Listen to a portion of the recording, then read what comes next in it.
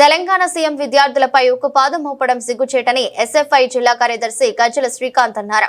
కరీంనగర్ జిల్లా కేంద్రంలో సీఎం రేవంత్ రెడ్డి దిష్టిబొమ్మ దగ్ధం చేశారు. ఈ సందర్భంగా మాట్లాడుతూ ఉస్మానియా యూనివర్సిటీ వైస్ ఛాన్సలర్ విడుదల చేసిన సర్క్యులర్ ను వెంటనే వెనక్కి తీసుకోవాలని డిమాండ్ చేశారు. ప్రజాపాలనలో ప్రశ్నించే గొంతుకలు ఉండకూడదు అనే ఉద్దేశంతో రేవంత్ రెడ్డి ప్రభుత్వం నియంత పోకడలకు పోవడం సిగ్గుచేటని అన్నారు. కరీంనగర్ జిల్లా కమిటీగా గీతాభవన్ స్వరాజ్ వద్ద కాంగ్రెస్ ప్రభుత్వం దిష్టిబొమ్మ దగ్ధం చేయడం జరిగింది. ఎందుకోసం అంటే హైదరాబాద్లో ఉన్న సెంట్రల్ యూనివర్సిటీ భూములను కాంగ్రెస్ ప్రభుత్వం దాదాపు 400 ఎకరాల భూములను ఈరోజు వేలం వేయడానికి ఈరోజు వేస్తున్న పరిస్థితి ఉంది. ఈ రోజు విశ్వవిద్యాలయాల్లో ఉన్న భూములు విద్యార్థులకు మాత్రమే కేటాయించాలి.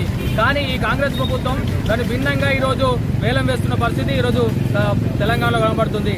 దాంతోపాటు కరీంనగర్లో ఈరోజు విశ్వవిద్యాలయమైన ఓయూలో ఈరోజు ఏదైతే బీసీ సంబంధించింది సర్కులర్ జారీ చేయడం జరిగింది.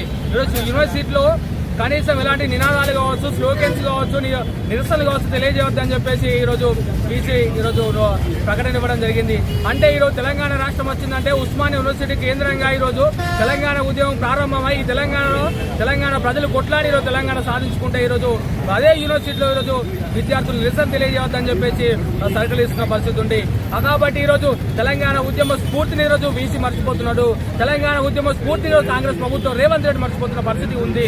కాబట్టి ఎస్ఎఫ్ఐ డిమాండ్ చేస్తున్నాం, ఏదైతే ఓయూలో ఇచ్చిన సర్కులర్ ఏదైతుందో దాన్ని వెనక్కి తీసుకోవాలి.